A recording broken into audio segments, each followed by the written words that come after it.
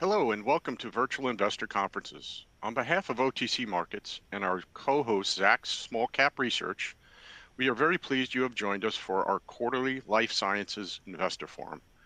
Our next live presentation is from Biophytis. Biophytis is a clinical stage biotechnology company focused on developing therapies for age-related and degenerative diseases.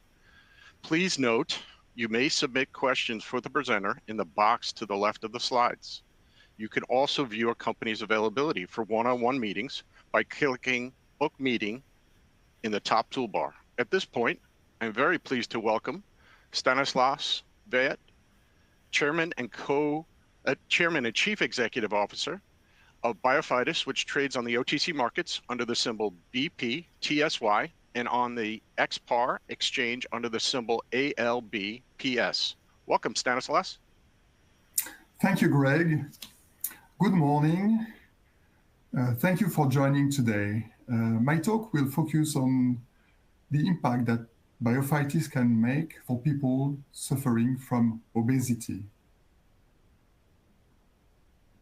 Biophytis is a clinical stage biotechnology company that is specialized in the development of therapeutics for muscular and metabolic diseases.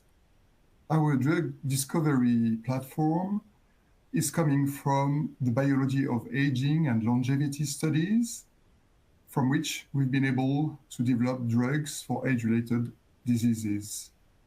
We are a spin-off of Sorbonne University, based in Paris and in Boston in the US.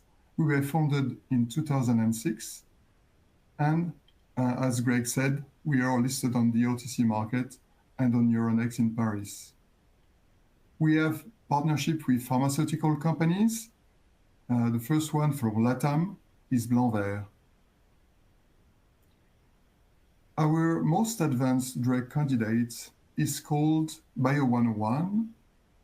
It's an oral small molecule which is stimulating muscle anabolism and which is in clinical development for two main indications.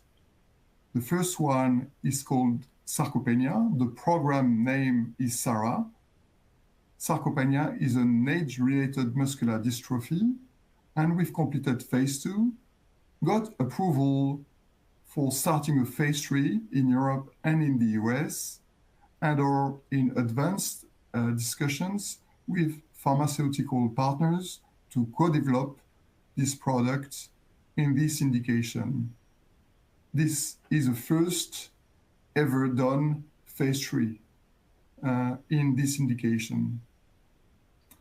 We are also developing Bio101 in muscle wasting associated with GLP-1 treatment of obese patients. This is called the OBA project. We've got approval to start the phase 2, and we've completed phase 1. And I will dedicate my talk to this program. As you know, obesity is an uncontrolled global epidemic, and more than 1 billion people in 2030 will be obese. When GLP-1 treatments are being used to lose weight, they have a side effect, which is a reduction in lean mass, strength, and mobility. We estimate that for the Lilly product, Zepbound, or the Novo product, Wegovy, that when you lose 10 kilogram of weight, you lose between 2 and 4 kilogram of muscle mass, the rest being fat mass. So you want to lose fat mass, you don't want to lose muscle mass. So it's why drugs that could stimulate anabolism could compensate for this loss and help losing weight without losing muscle mass. And this is even more important because obese patients, they have a mobility impairment, and they know that it's associated not only with overweight, but also with impaired specific muscle strength. So the objective of maintaining muscle mass is probably the most important second generation of drug candidate that could be used in combination with GLP-1 drugs already available or in clinical development. So there are a few companies and drugs candidates that are in phase 2 for this specific indication. Bio101 is, I will come back on that, is a mast receptor activator. We are, as a main endpoint in the phase 2, looking at muscle strength, maintaining muscle strength. This drug candidate has been tested on more than 277 individuals. It's oral. Another product that is in clinical development is azelaprag, unfortunately developed by BioAge. Unfortunately, this product has been halted due to safety reasons. But the most advanced one is bimagrumab. This is a product that is now developed by Lilly. They acquired from Versanis. And this product had been originally developed by Novartis for sarcopenia. Today, it's in development for obesity. Phase 2, it's intravenous. And the primary endpoint is the body weight. And finally, enobosarm by Veru has just completed phase 2. They claim they're going to move in phase 3, thanks to the good result they got in maintaining lean body mass.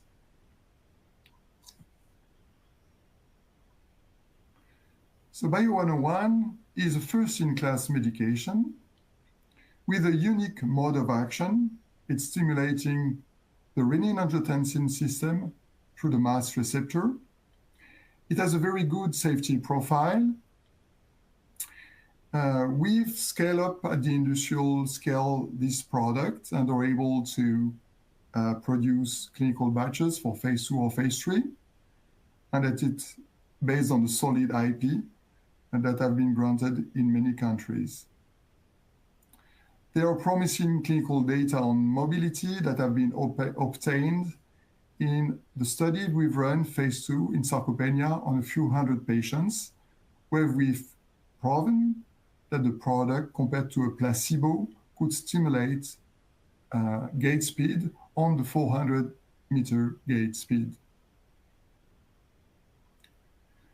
We also have specific data, preclinical and clinical data, on the effect of this product in different animal models of obesity, where we've proven that we were stimulating velocity and running, but also stimulating fat mass loss in obese mice. In humans, we did a phase 1-2 study where the patients were submitted to hypocaloric dieting, around 58 subjects, and we've tested the product against a placebo, and we've been able to demonstrate that in red, we could maintain and even increase muscle strength compared to a decrease over 12 weeks of hypocaloric dieting. We've been able to demonstrate also that the product was stimulating muscle fat mass loss, underweight fat mass, or adipocyte diameters, for example. So proof of concept that the product could work when combined with GLP-1. And we're going to present later this week in Toulouse, there is the ICFSR conference, results in animals of the combination with our drug candidates with GLP-1 treatments. The results of those presentations will be made public next week. So coming back to the OBA clinical study. It's a phase 2, double-blind, randomized, multi-center study to evaluate the efficacy and safety of Bio101. and it's going to run for 5 months. And we're going to look as a primary endpoint muscle strength and especially knee extension, because the lower limb are directly associated with mobility, which is very important for obese patients. We're also going to look at body composition, body weight, but also other parameters of mobility, such as the 6-minute walking test. And this is the only study in obese patients which is really trying to look after mobility, stimulation, and this is really very important to try to re-stimulate mobility in obese. Sorry, all the patients will be treated with GLP-1. The GLP-1 that we've selected is semaglutide. So we will compare Bio-101 plus semaglutide compared to semaglutide only in that study. The patients will be overweight with a comorbidity or obese, and they will be adults, more than 18 years old. So we think this product has a very high potential, which is still untapped because of the global burden of obesity, because of the market of anti-obesity medication. You probably know that Goldman Sachs evaluated the total market in 2030 by more than 100 billion. And there will be part of that market will be built probably with products that are targeting muscle anabolism that could be used in combination with those GLP-1. There is a high medical need. Muscle strength, muscle mass, and mobility in obese is a medical need which is clearly untapped with GLP-1 only treatments. So drugs that would stimulate anabolism are very much needed for a full and complete treatment of obese patients. So today we estimate that the market targeted for Bio-101 is more than 17 million patients only in the US and more than 3 million in China. So I would like to thank you for listening to my presentation, and I would be happy to listen to a few questions if you have.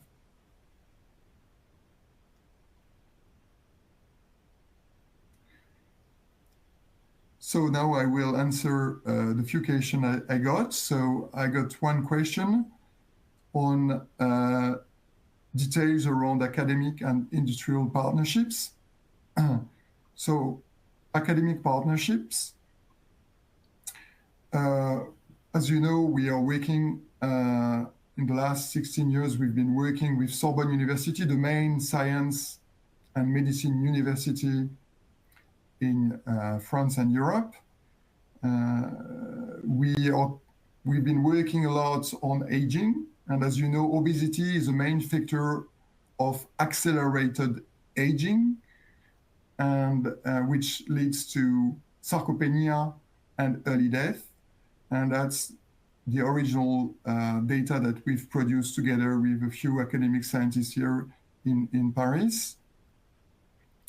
We also did the phase 2 study in sarcopenia together with more than 20 clinical centers in the US, and the principal investigator in sarcopenia in the US was Roger Fielding from Tufts Medical School at the Institute of Aging of this university in Boston.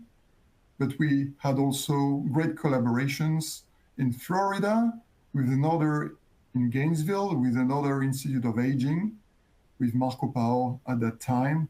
So very close interaction with multiple clinical centers, geriatric center in the US, including, for example, in New York, Columbia University. So that was for age-related sarcopenia. For obesity, we plan to open, and we are opening now, 7 clinical centers. A few of them already in the US are being opened in Florida and in Southern Carolina. And just, there is a quote here from the PI of the study, which is from Southern Carolina. Just, I'm trying to find a quote. Sorry, just 2 minutes. Yeah, it's here. I will push the slides. So the PI of the OBA program, the phase 2 obesity study, is Professor Cornier, and is really very much interested in running that study with us because he really feels that GLP-1 are very efficient in reducing weight and stimulating weight loss in obese patients, but he feels that there is not enough studies done on the side effect of weight loss, and that there is a real need for drug that could stimulate anabolism. So Professor Cornier is our main associate professor in that study.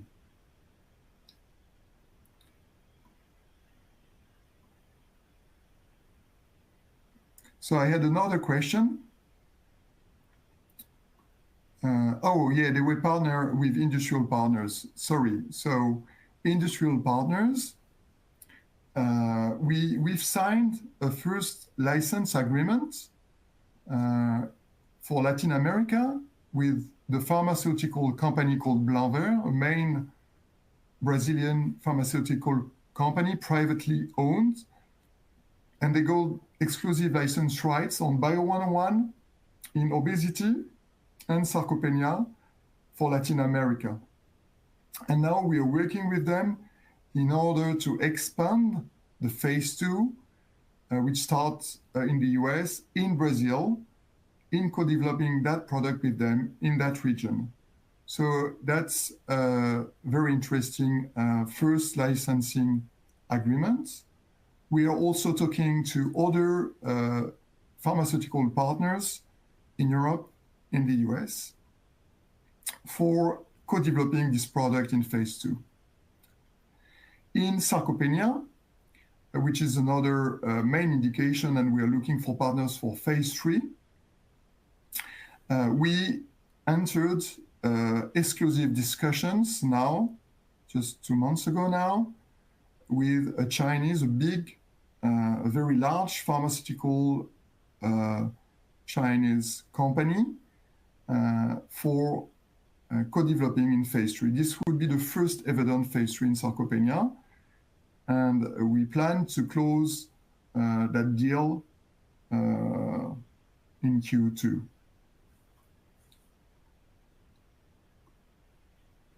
We will look then after with European and or US partners for also continuing and expanding the phase 3 outside of Asia. So there is another question, which is around the key milestones for 2025. So the key milestones are very, very soon we say, starting the phase 2 after we've completed, I would say, the co-development partnership in the Americas.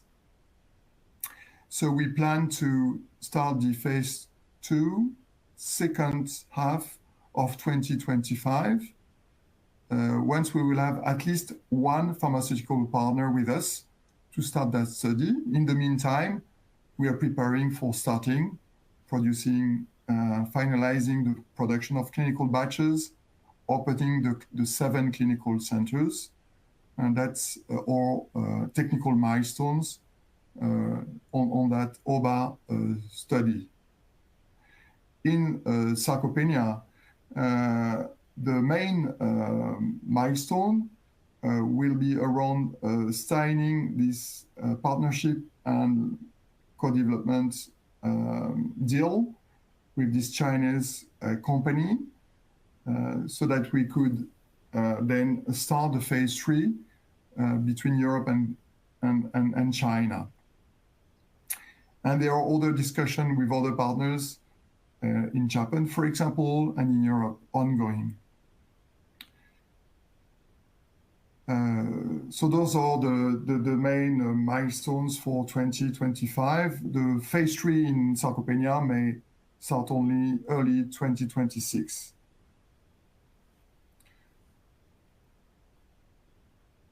Another question is on our capital position and how the 2025 trials are funded. So I think I did answer part of the question on how they are funded. They are for OBA project.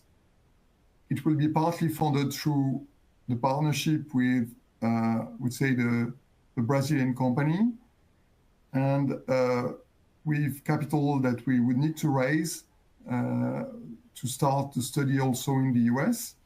It's not a very expensive study, and I think we could then, by raising a few million plus this partnership, could start that study second half of 2025. What is our capital position? I'm not sure it's a capital or cash position. We just said that we've raised, we did a transaction of 8 million in January this year, where we had raised a few million and converted some financial debt we had with BlackRock and Atlas at the same time. So that's so we are limited in cash for sure, and needs to move on in the next months to get enough cash to fund those studies. But a lot, and part of it at least, would come from licensing deals.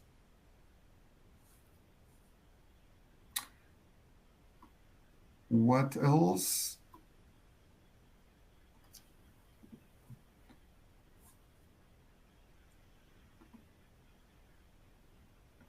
Okay. So I think there is no more questions. So I would like to thank you for joining today. I was very happy to present the opportunity in obesity, and I wish you a good day. Thank you.